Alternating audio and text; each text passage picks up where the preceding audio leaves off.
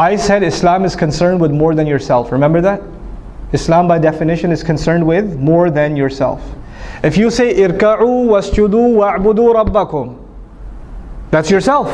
Make ruku', make sujood, be in a state of ibadah. But when he says waf'alul khair, do good, good helps who? Others. Now if you really want to be successful, then you have to help others. You have to do good for others. لَعَلَّكُمْ تُفْلِحُونَ, so you can be successful. And even if you do good for others, it's not for them, it's for who? Yourself. So our voluntary contributions in whatever way, shape or form are actually efforts to help our own selves. Don't ever should I dare look back at a masjid that I gave time to, a program, a convention I helped put together, a check I wrote to the school or whatever, and say I helped them. I only help myself. And the moment I say I help them, it doesn't count for me anymore. I cannot go to Allah and say, Ya Allah, where's the money I gave? Allah will say, you already said it, you helped them. You didn't say you helped yourself. You can't have it both ways. Allah only takes one intention.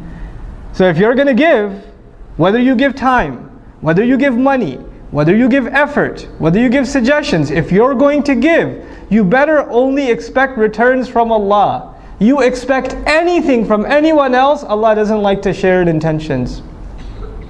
Allah is very jealous of intention, subhanahu wa ta'ala. He wants His intention to be exclusive. You try to put anybody else, yourself, some other agenda in that intention, is gone. It doesn't count for anything. So you know how sometimes in Islamic organizations, especially because so many of our organizations are donation dependent. Masajid are donation dependent, schools are donation dependent, right? Da'wah organizations are donation dependent, publishers are donation dependent. People write a big check, somebody writes a $20,000, $30,000 check or something. And then all of a sudden shaitan comes to them first of all and says, Mabruk. And then he says, hey, by the way, why don't you give them a suggestion about the color of the carpet? I mean, after all, you wrote a big check. You should at least have some weight in your opinion. And so you go and you give a suggestion. You didn't give a suggestion before you wrote the check, but all of a sudden, now your opinion just got $30,000 heavier. So you want to give an opinion. And you're expecting that your opinion will be taken a lot more seriously. Now why? Because you gave some money. Then your intention for giving the money was not Allah anymore. It was just to get your opinion to weigh a little more. That's all you will get out of that sadaqah.